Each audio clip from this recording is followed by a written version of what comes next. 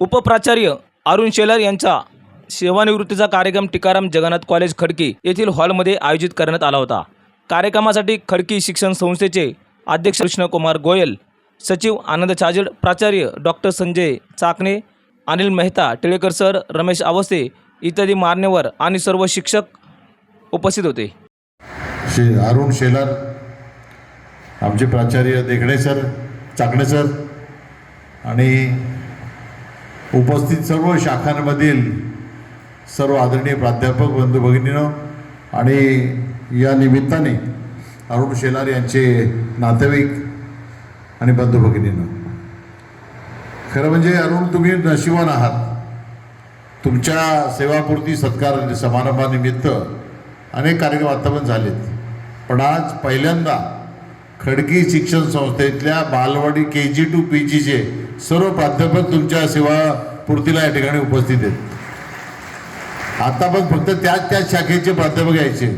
आज आमची मीटिंग असल्यामुळे दुग्ध शर्करा योग आहे, हा तुम्ही रिटायर होता हे आम्हाला दुःख आहे त्या गोष्टीचं, कारण एक चांगला प्राध्यापक आमच्या कॉलेजमधून निवृत्त होतोय।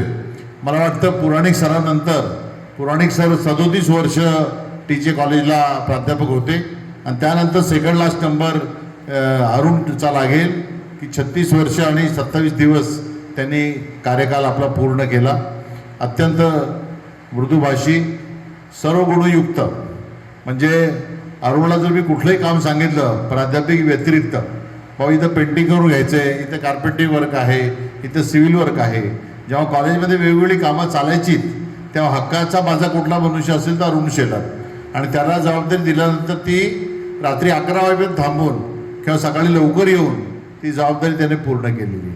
असा प्राध्यापक फार वेगळा असतो की आपल्या इथं मी तर फक्त मला कॉमर्सच माहिती, बाकी मला काय माहीत नाही आहे असे म्हणणारे प्राध्यापक आहेत की माझ्या विषय व्यतिरिक्त मला माहीत नाही, पण अरुण शेलार हा सर्व गुण संपन्न प्राध्यापक आमच्याकडे होता आणि आज गेल्या महिन्यातच त्याची रिटायरमेंट झाली आहे। आणि आज सेवापूर्ती कार्यक्रम मुद्दाम मी का ठेवला आज की सर्वांना त्यांचं कार्य काढावं, म्हणजे संस्थेमधील जेवढे विभाग आहे बालवाडी ते पोस्ट ग्रॅज्युएशनपर्यंतचे सर्व प्राध्यापक इथं आहेत आणि या प्राध्यापकाबद्दल तुम्हाला माहिती व्हावी आणि त्यासाठी आज हा आपण कार्यक्रम या ठिकाणी घेतला। मी सर्वप्रथम अरुण गाथा या त्यांच्या पुस्तकाचं प्रकाशन झालं असं मी या ठिकाणी जाहीर करतो। सर्वप्रथम आपल्याला सगळ्यांना माहिती आहे, जीवन ही अडथळ्याची शर्यत आहे, थांबलं की आपण संपलो। आणि इतिहासामध्ये आपण एक वाक्य कायम ऐकलेलं आहे, ज्यांनी प्रेरणा घेतलेली की बचेंगे तो और भी लढेंगे, तीच उक्ती पहिल्यापासूनच मनात धरून राहिलेली आहे आणि त्याप्रमाणे प्रत्येक दिवस जगण्याचा मी प्रयत्न करत आहे। सर्वांच्या साक्षीनं मी काही गोष्टी या ठिकाणी नमूद करतो। माझा जन्म खंडाळा तालुक्यातील बावडे या ठिकाणी झाला, मामांच्या गावी झाला।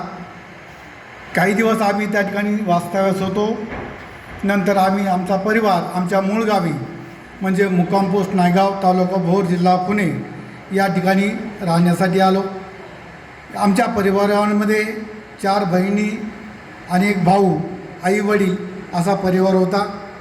आर्थिक परिस्थिती बेताची होती, जेमतेम 1.5 एकर जमीन आम्हाला असेल कदाचित, तेवढीच होती आणि त्याच्यावर आमचा उदरनिर्वाह करणं फार अवघड होतं। अशाही परिस्थितीमध्ये आमच्या वडिलांनी कधी हार पत्करली नाही, मिळेल ते काम करून आमचा कुटुंबाचा चरित्र चालवला।